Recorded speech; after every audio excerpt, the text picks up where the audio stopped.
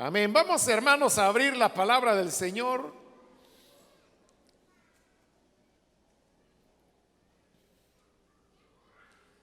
Y en esta ocasión lo hacemos en el libro de Hebreos, el cual hemos venido estudiando los días lunes.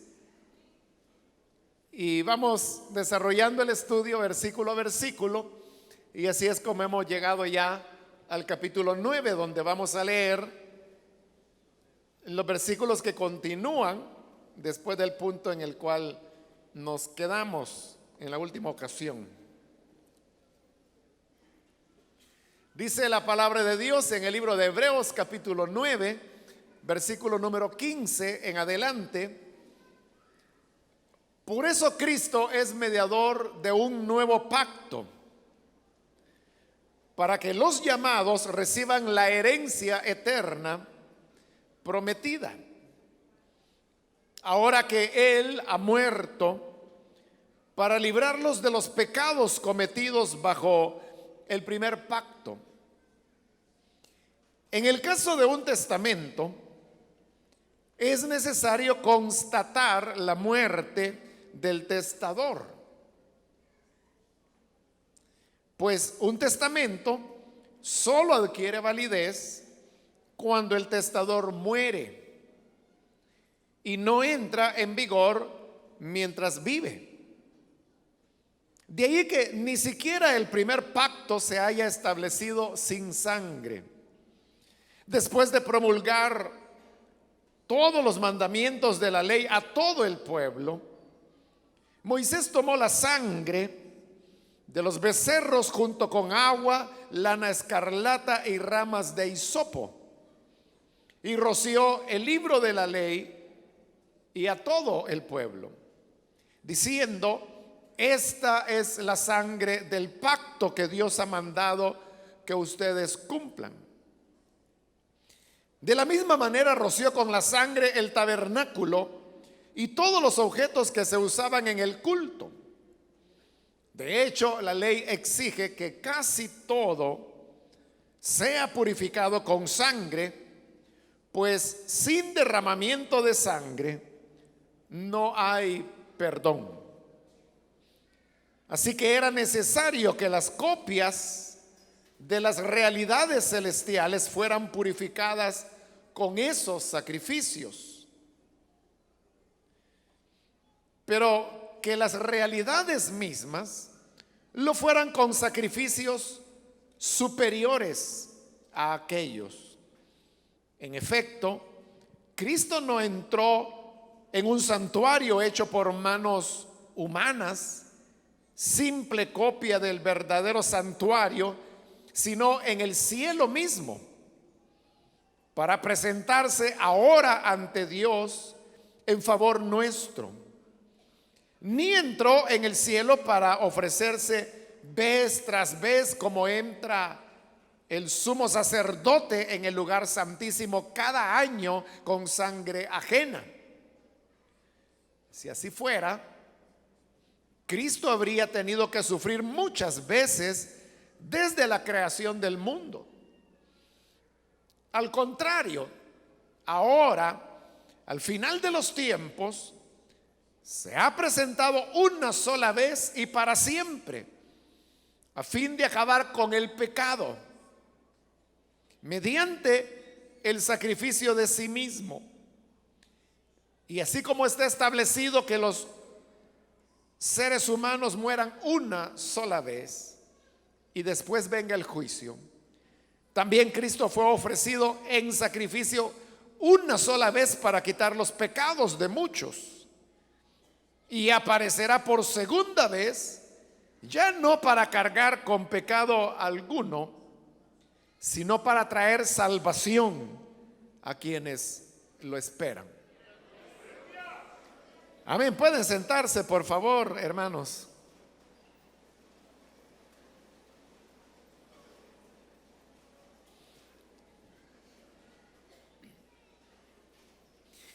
Hermanos, en la última oportunidad quiero recordarle que lo que estuvimos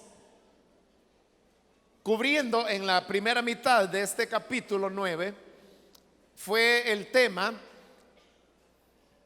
que habían dos santuarios o dos tabernáculos. Uno de ellos era el que se le mostró a Moisés en el monte, que recibe el nombre de Sinaí, de Horeb o monte de Dios.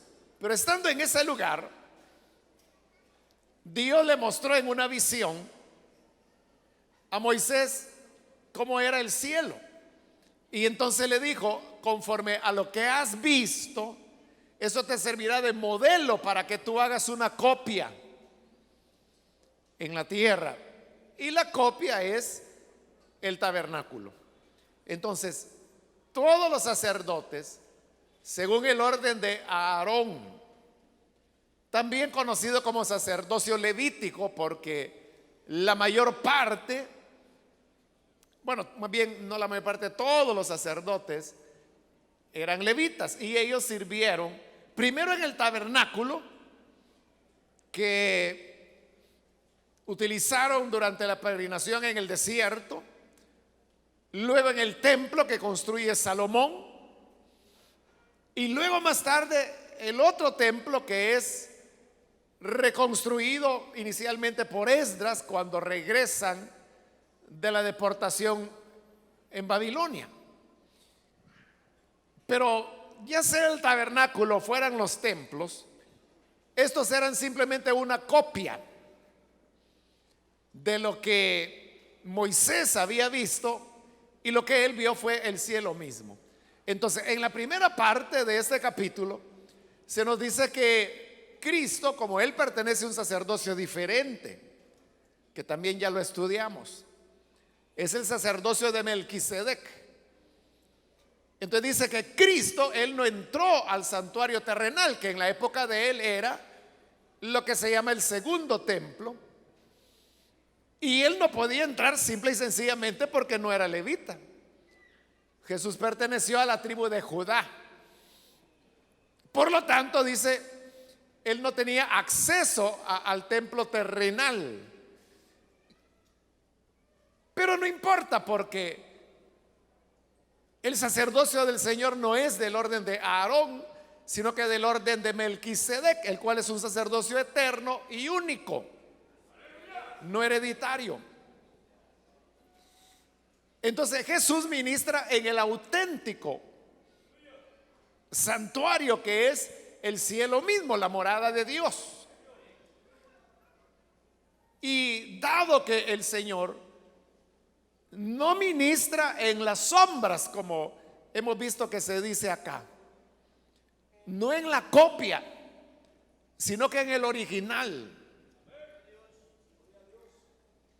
Entonces eso nos hace pensar que el sacerdocio del Señor Jesús y consecuentemente el pacto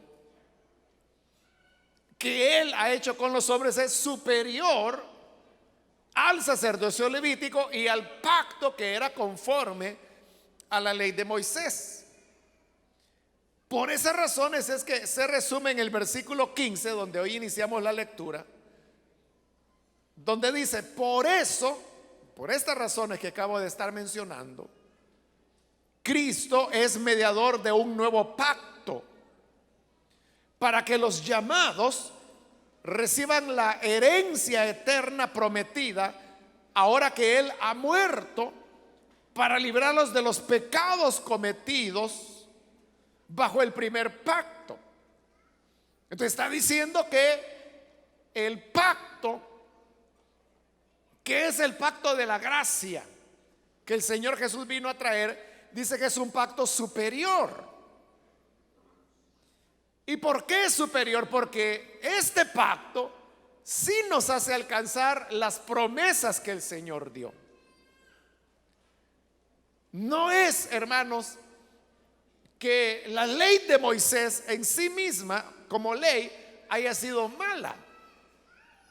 No era mala. Y por eso es que aún en el Nuevo Testamento se nos dice que la ley era buena. El problema no fue la ley que Dios dio. El problema es el hombre, el pecado que hay en el corazón humano, que lo que hizo fue romper una y otra vez la ley y las ordenanzas dadas por el Señor. Y como consecuencia de eso, el ser humano nunca pudo heredar las promesas que bajo esa ley habían sido dadas. Ya lo vimos en capítulos anteriores acá en Hebreos, donde dice que ellos no pudieron entrar en el reposo, porque el Señor juró: no entrarán en mi reposo. Pero fue porque ellos habían quebrantado una y otra vez la ley, y por eso no pudieron heredar las promesas. Pero con Cristo, y ahora con el nuevo pacto, que es la gracia, dice que sí podemos heredar las promesas, porque en este nuevo pacto del Señor dice que son perdonados nuestros pecados cometidos bajo el primer pacto. Bueno, recuerde que el libro va dirigido a los hebreos, y ellos eran los que habían guardado la ley. Entonces, aquellos pecados de los cuales ellos no pudieron obtener perdón bajo la ley de Moisés, ahora en Cristo sí lo reciben. Pero ahí se ha adelantado ya un pensamiento, y es que en ese versículo 15 dice que el perdón viene porque Él, o sea, el Señor Jesús, ha muerto. Entonces, fíjese que es un poco contradictorio, podría pensar uno, que si dice que el nuevo pacto es dado por el Señor, obviamente, y dice que esas promesas se cumplen, pero se cumplen porque Él ha muerto. Eso resulta contradictorio, porque en vida de un ser humano, piense en cualquier persona, piense en alguien, un amigo o familiar suyo, que viene y le dice: mire, no se preocupe por esa situación económica que usted tiene, yo le voy a ayudar, yo le voy a apoyar. Y usted dice: qué bueno. Y le comienza a apoyar por meses o por años, y de repente se muere. Entonces, cuando la persona muere, usted dice: bueno, ¿y ahora quién me va a ayudar? Parecido a lo que le ocurrió a las viudas, a quienes Tabita, allá en el libro de los Hechos, capítulo 9, se nos dice que ella hacía vestidos para ayudar a las viudas. Y cuando Tabita muere, entonces era el lloro de las viudas. Y cuando Pedro llegó supuestamente al funeral, las viudas le enseñaban: estos eran los vestiditos que Tabita nos hacía. Es decir, había muerto la benefactora de ellas. Y ellas, era claro, ¿no? Si Tabita murió y Tabita era quien les ayudaba, ahora ya se quedaban sin ayuda, porque ya no les podía ayudar, ya estaba muerta, ¿no? Ese es el punto aquí. Si Cristo es el que promete cumplir las promesas, ¿cómo las va a cumplir si ahí mismo está diciendo que murió? Entonces, para explicar eso es que viene la siguiente parte, versículo 16. Dice: en el caso de un testamento, es necesario constatar la muerte del testador. Quienes redactaron la carta o libro de Hebreos, aquí son muy inteligentes, porque resulta que en el griego la misma palabra que se traduce pacto es la misma palabra que se traduce testamento, y de eso se aprovechan ellos, como es la misma palabra, ¿verdad? Entonces, para aplicarla, ya sea como pacto, como la han venido usando hasta ese momento, pero también pueden utilizarla como testamento, que es lo que van a hacer ahora.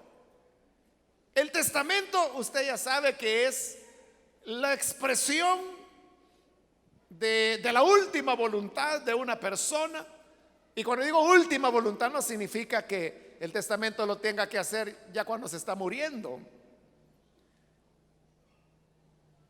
dejándole todos los problemas a la familia, sino que lo ideal sería que la persona pues hiciera su testamento estando bien, ¿no? Porque la muerte puede venir en cualquier momento.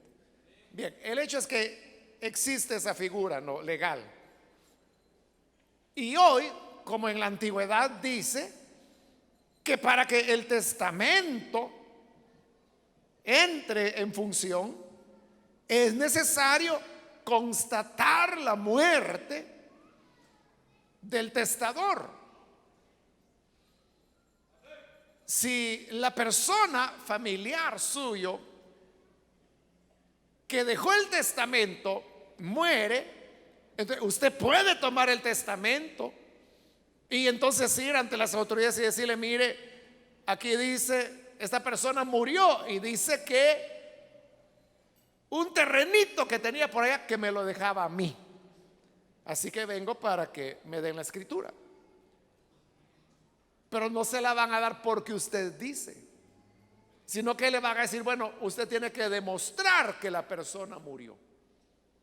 ¿Y cómo lo demuestra? Lo demuestra, bueno, hoy en día es fácil, ¿no? Porque es simplemente llevar la partida de defunción. Pero es lo que está diciendo ahí.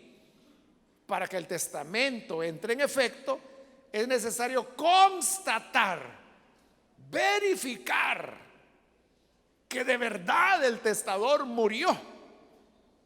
Entonces, si usted lleva la partida de defunción y demuestra que quien hizo el testamento de verdad falleció, entra en efecto el testamento y ya las cosas se rigen de acuerdo a lo que la persona dejó establecido, cómo se iba a disponer de sus bienes.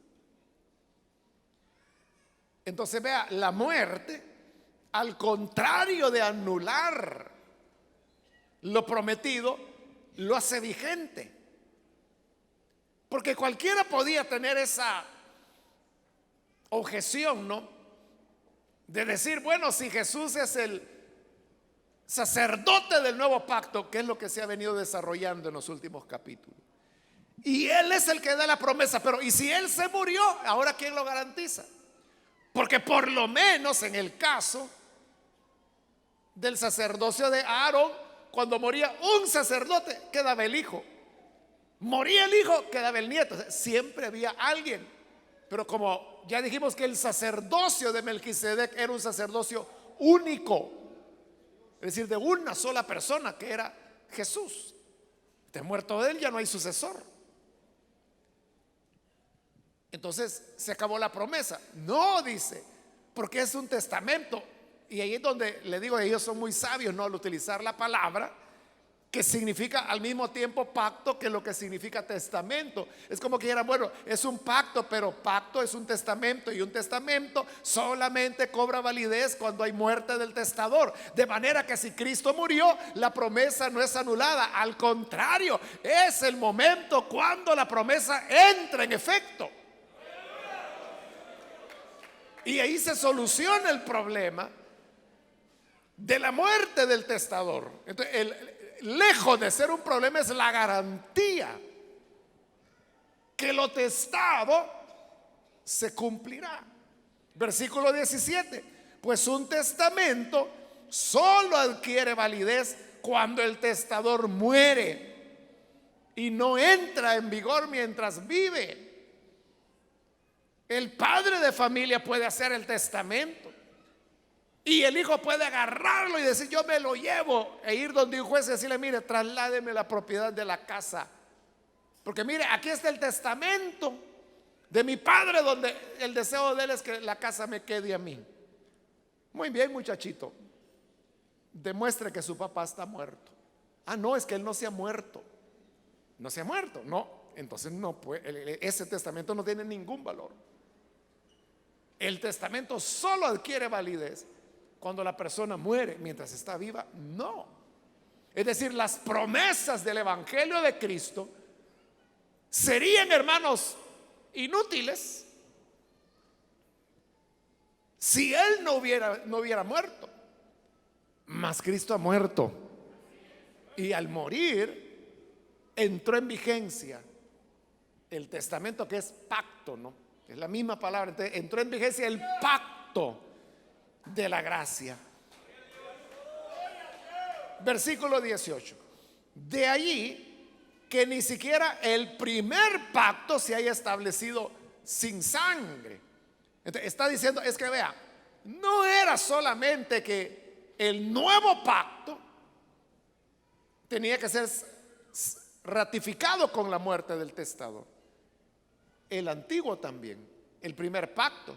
La diferencia, dice, es que en el primer pacto, quien moría eran los animalitos, cuya sangre se utilizaba para reafirmar el pacto precisamente. Por eso dice el 18, ni siquiera el primer pacto se haya establecido sin sangre.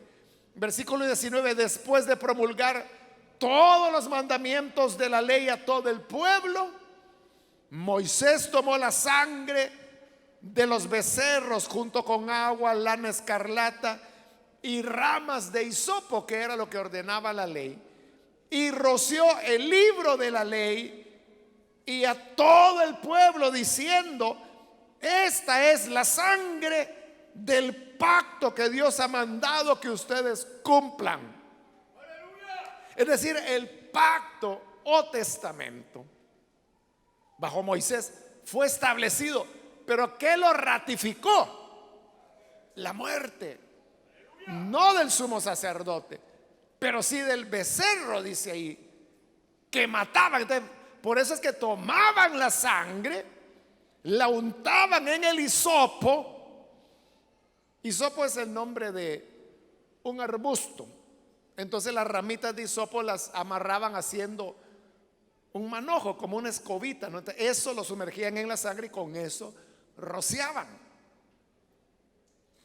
Pero dice que rociaban el libro de la ley. De ahí rociaban al pueblo, como diciendo, bueno, ustedes están obligados a esa palabra, y esa palabra está obligada a ustedes. Entonces, la sangre hablaba de la muerte, porque la Biblia en el Antiguo y Nuevo Testamento dice que la vida está en la sangre. Santiago dice que el cuerpo sin sangre está muerto. Entonces, la sangre rociada era un anuncio de muerte. Entonces, lo que está queriendo enseñársenos ahí es que no nos parezca extraño que haya sido necesario que el testador muriera. Si eso fue así también bajo la ley, con la diferencia que ya eran animales. Y añade en el versículo 21, de la misma manera roció con la sangre el tabernáculo y todos los objetos que se usaban en el culto. De hecho, la ley exige que casi todo sea purificado con sangre, pues sin derramamiento de sangre no hay perdón. No solamente era que el pacto se sacrificaba con sangre, rociando el libro y rociando al pueblo, sino que el tabernáculo, el santuario, se purificaba con sangre. Entonces, ¿por qué es importante eso? Lo adelanta como una información que más adelante le va a sacar la utilidad y ya lo vamos a ver.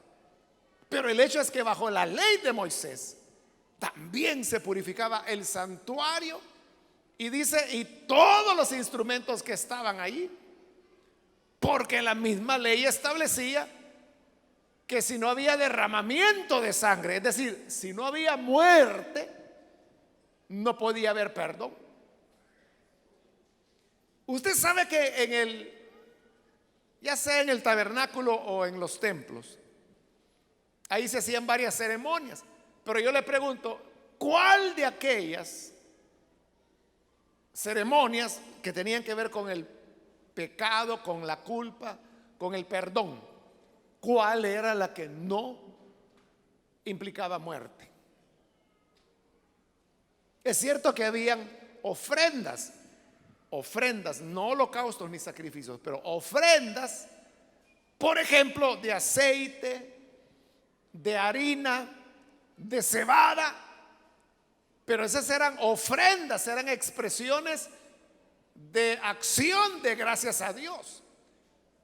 Mas todo lo que tenía que ver con el pecado, con la culpa, con el perdón, todo implicaba algún sacrificio. Porque la ley misma establecía que sin derramamiento de sangre no podía haber perdón del pecado. Era necesaria la muerte. Ahora dice el versículo 23, así que era necesario que las copias, porque recuerde, el tabernáculo y los templos eran copias de las realidades celestiales, es decir, la realidad estaba en el cielo y en la tierra lo que había era la copia. Eso, hermano, es igual que si usted quiere ir a pedir una partida de nacimiento, ¿verdad? O de matrimonio o de defunción, lo que usted quiera. Hay gente que todavía no entiende eso y dice, y mire, y se necesita una partida original. Es que la original nunca se la van a dar a usted. La original siempre estará en los registros de la alcaldía. Lo que usted le van a dar siempre es una copia. Y una copia que va sellada, firmada, en donde se hace atestiguar que esa copia es conforme al original. ¿Por qué no le dan la original a usted? Porque la va a perder. La va a perder. Y ya cuando la pierda, ¿cómo va a resolver su problema de identidad? En cambio, las alcaldías las guardan. Y entonces usted necesita, como llamamos, una partida de nacimiento, que realmente es una copia. Entonces usted va y la solicita. Cuando la solicitan le preguntan ¿para qué la necesita? Y esa no es una pregunta que la persona sea metida y quiera saber. Es que depende para qué usted la necesita. Así es el tipo de auténtica que le van a hacer a la copia que le van a entregar a usted. Normalmente la gente dice, es que necesito matricular a mi niño en la escuela, la necesito para sacar pasaporte, lo que sea. Eso legalmente se llama diligencia. Entonces, una copia para diligencias. Entonces le sacan la copia y cuando la autentican, entonces ahí dice, se extiende la presente copia para diligencias. Y el infrascrito secretario no sé qué atestigua que la copia es conforme al original, le pone el sello y la firma y ahí está. Pero la original siempre queda allá. Entonces, ¿por qué guardan la original? Porque es de mucho valor. Y ahí, hermanos, tienen copias.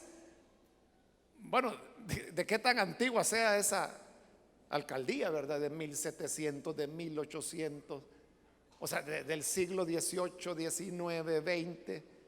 Todas las van guardando ahí.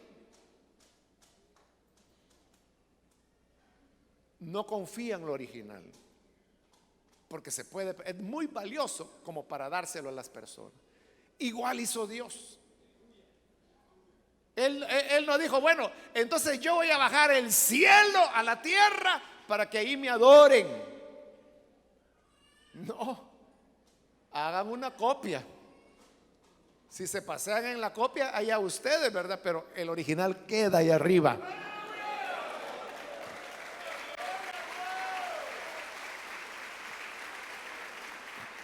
Y eso exactamente es lo que ocurrió.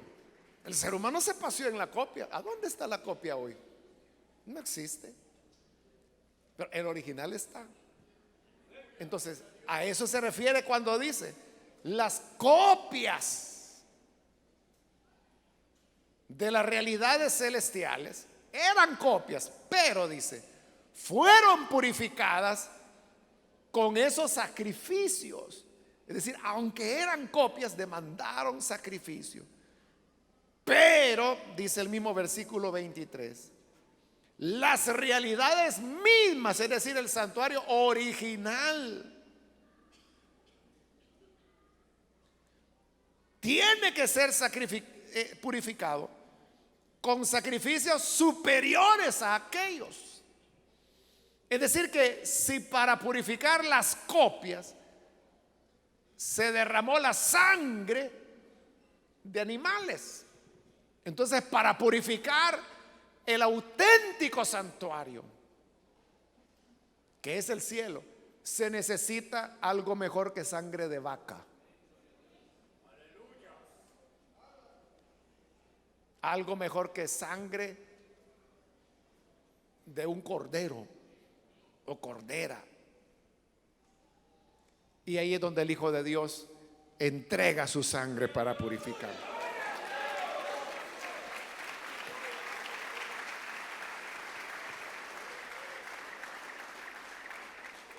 Por eso dice el versículo 24: en efecto, Cristo no entró en un santuario hecho por manos humanas, no en la copia,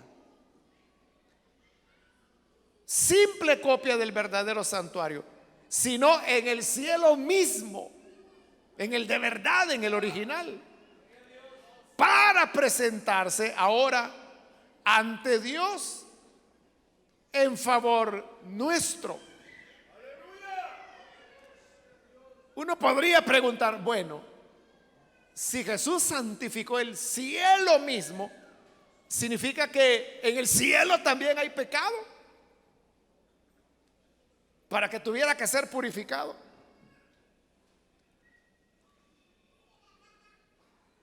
Recuerde que en el cielo se ha cometido pecado. Ahí fue la rebelión de Satanás.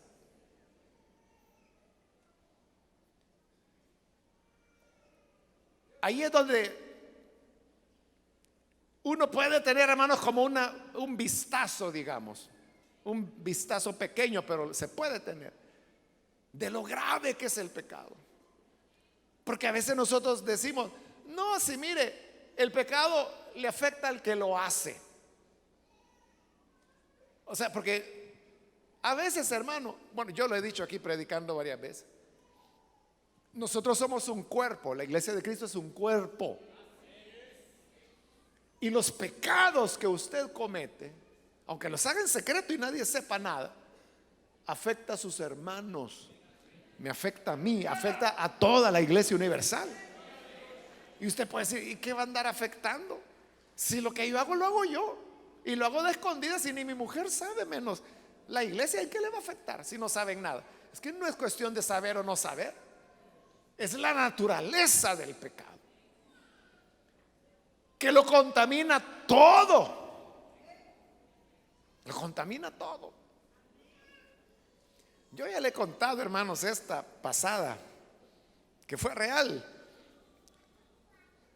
pero se lo voy a contar de nuevo. Ahí le estoy hablando de mis primer año en Cristo, algo así. Entonces, el IGNI había nacido todavía, era en otra iglesia. Y entonces, en esta iglesia no había trabajo de jóvenes porque, bueno, otro hermano y su servidor, bueno, ya había un joven, ya me recordé, había un joven, uno en la iglesia. Y luego, cuando llegó su servidor y otro hermano que llegamos juntos, ya éramos 3, ¿no? Y luego fueron llegando otros jóvenes. Entonces, esa iglesia nunca había tenido juventud. Entonces, platicando con los jóvenes, decidimos organizarnos y comenzar a trabajar para ir a evangelizar, porque también era una iglesia que no tenía el hábito de evangelizar. Allí es donde, bueno, todos estos jóvenes, todos conocimos al Señor en esa iglesia. Pero de alguna manera, aunque allí habíamos nacido y era una iglesia que no evangelizaba, algo nos decía a nosotros que teníamos que llevar el evangelio. Entonces, bueno, en esa época lo que se usaba eran los folletos, no tratados de la palabra de Dios.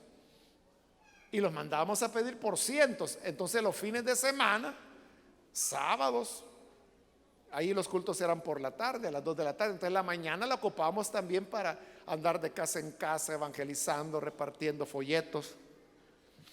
Pero lo que le quiero decir, teníamos una directiva. Era una pequeña directiva porque éramos pocos jóvenes. Pero evangelizábamos y evangelizábamos y evangelizábamos. Y distribuíamos miles, hermanos, miles de folletos. Y no teníamos ni una conversión. Ni una. Y orábamos y le pedíamos al Señor que nos permitiera poder ganar a alguna persona para Cristo. Me recuerdo que para una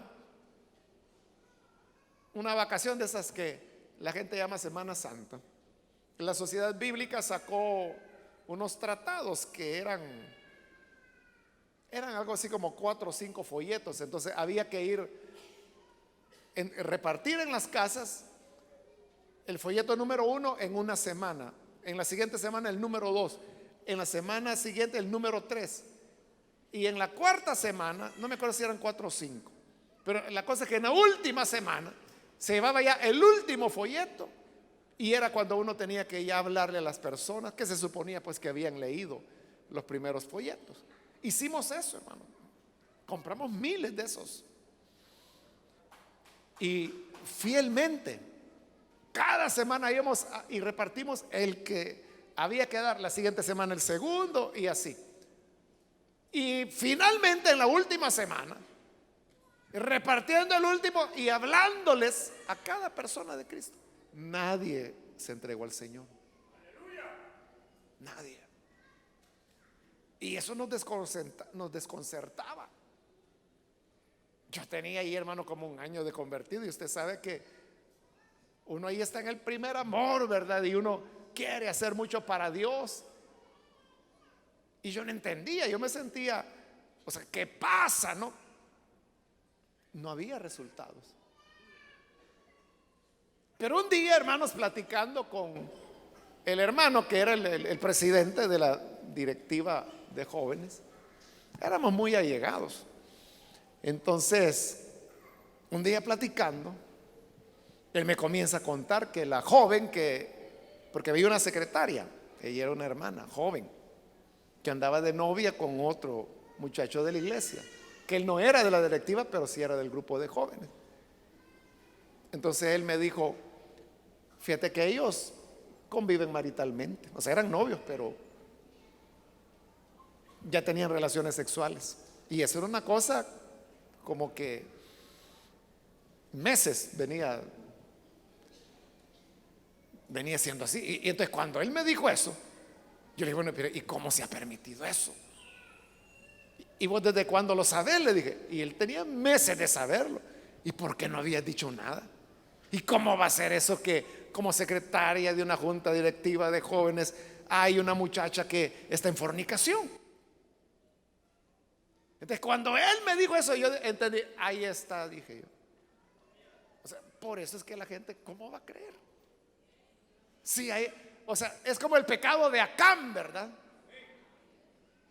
Que hizo derrotar a todo el pueblo. El resto del pueblo ni sabía qué pasaba. Entonces le dije, no, si ella o ellos van a seguir así, entonces mejor suspendámosla. Él no quería. Bueno, pero al final se suspendió. Cuando se suspendió, ahí es donde las primeras personas comenzaron a creer. Y eran otros jóvenes. Eran otros jóvenes los que estaban creyendo. Mire, y llegó un momento, hermanos, la iglesia no era muy numerosa, unas 200 personas quizás.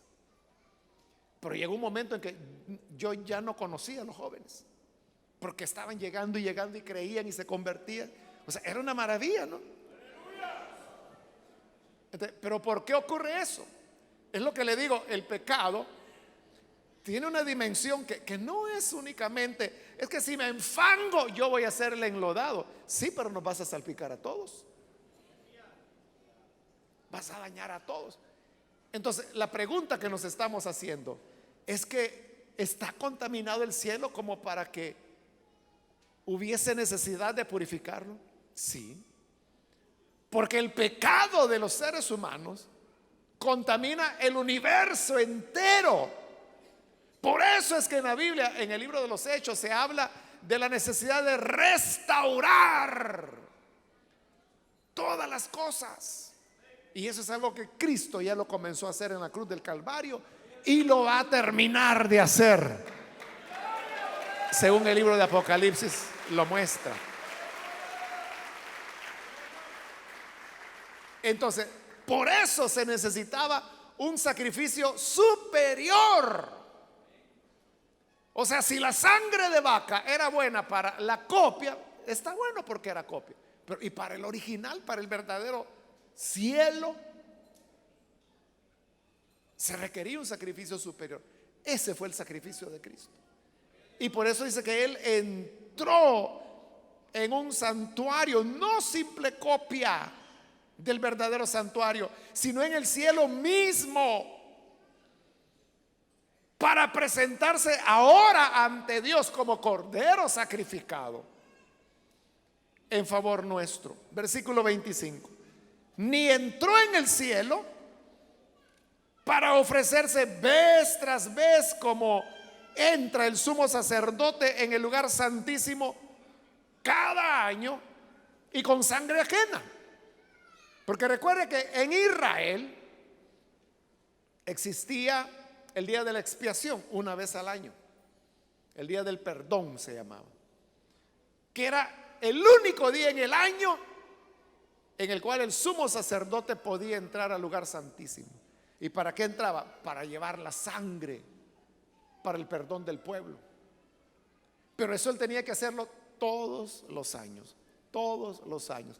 Imagínense que un sumo sacerdote vivía 40 años, por poner un ejemplo.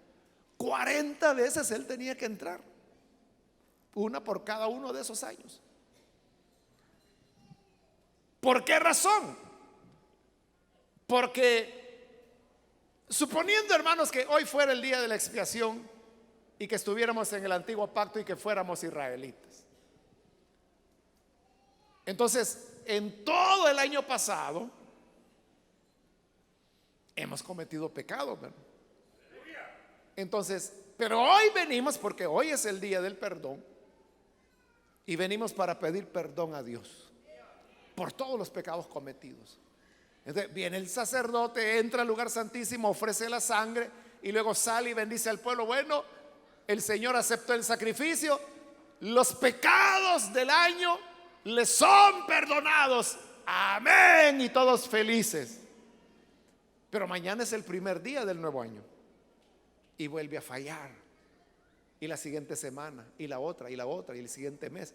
Total que cuando pasa un año, otra vez usted ya está sucio, otra vez ya necesitamos perdón, otra vez a confesar los pecados del año, y el siguiente año los pecados del nuevo año, y el siguiente los nuevos pecados y así.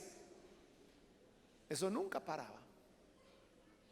En cambio, dice que Cristo no entró muchas veces. Versículo 26.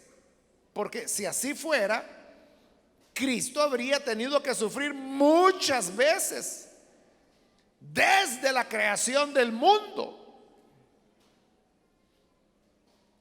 Es decir, si la sangre del Hijo de Dios no fuera un sacrificio superior, Él tendría que año con año estar ofreciendo nuevamente sacrificio. Yo le dije que si un sacerdote vivía 40 años, 40 veces tenía que hacer la expiación con sangre ajena. El problema es que Cristo no es sangre ajena, es su sangre. Y si hace 2000 años que Cristo vino, por lo menos Él ya tendría que haberse haber sido sacrificado 2000 veces, si fuera una por año. No entrar 2000 veces con la sangre del toro. No, no, es que es la sangre de él. ¿Y cómo va a obtener sangre de él? Solo muriendo otra vez. Él tendría que estar siendo sacrificado y sacrificado y sacrificado y sacrificado vez tras vez, de manera infinita.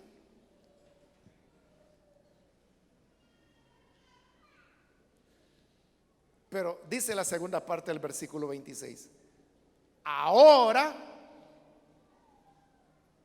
al final de los tiempos, o la Reina Valera dice la consumación de los tiempos, se ha presentado una sola vez y para siempre, a fin de acabar con el pecado mediante el sacrificio de sí mismo. Es decir, que el sacrificio de Jesús se hizo una sola vez y no puede ser repetido. No será repetido. Pero ¿por qué basta con una vez? Porque Él no está ofreciendo sangre de vaca, sino que dice el sacrificio de sí mismo. Vea, ni siquiera es la sangre de un hombre, es la sangre del Dios hombre, que tiene un valor infinito. ¿Qué significa eso? Que cuando una persona cree en Jesús, la sangre, el sacrificio que Él ofreció, nos libra del pecado. Así dice la Biblia, ¿verdad? Que su sangre nos libra del pecado. Pero eso hay que entenderlo bien, hermano. Porque cuando dice que nos libra del pecado, significa que Él resolvió para nosotros el problema del pecado.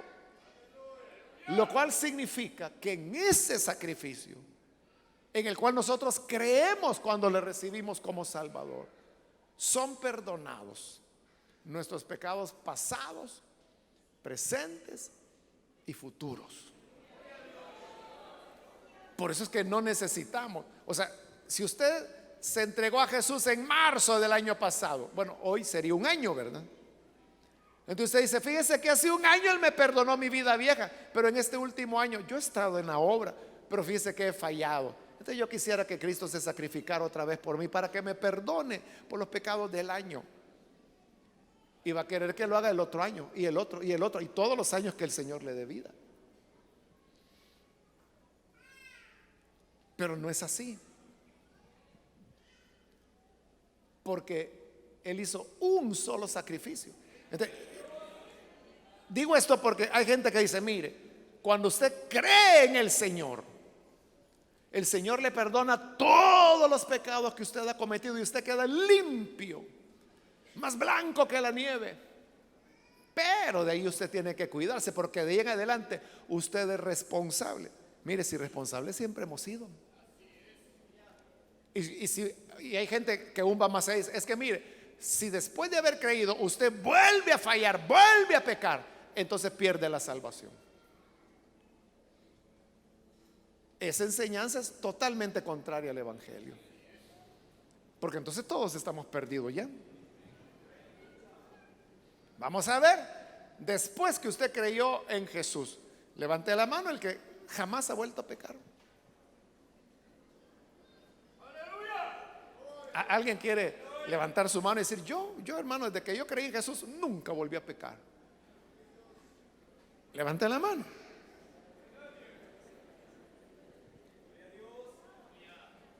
Nadie la levanta.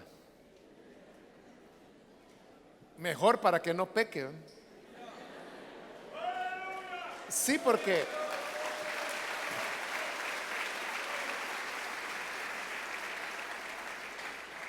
así dice la Biblia. Así dice la Biblia, que el que dice que no ha pecado es mentiroso.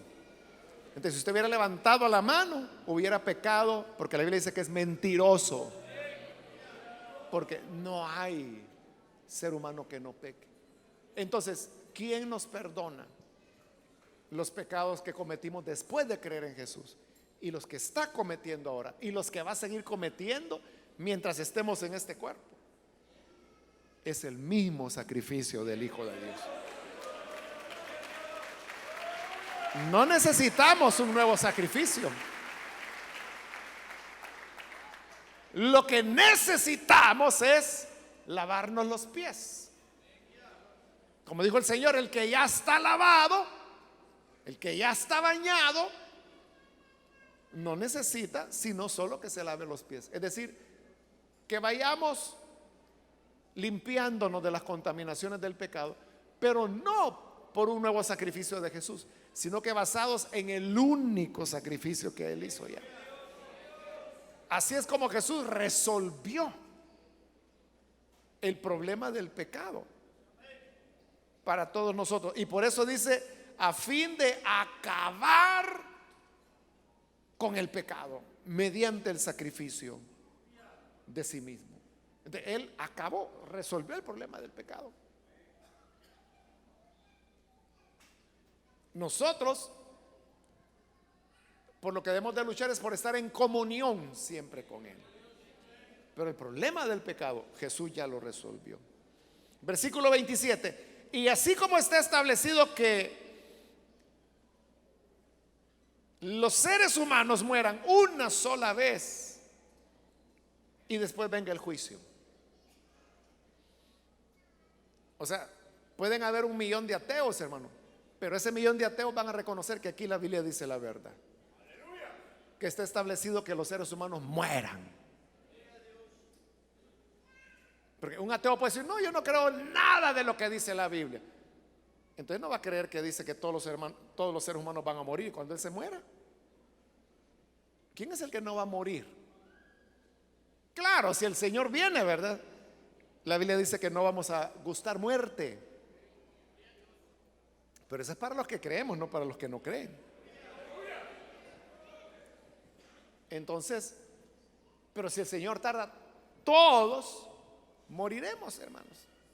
Nadie puede escapar a esa verdad de Dios. Está establecido para todos los seres humanos que mueran. Es decir, que es propio de la naturaleza humana la muerte.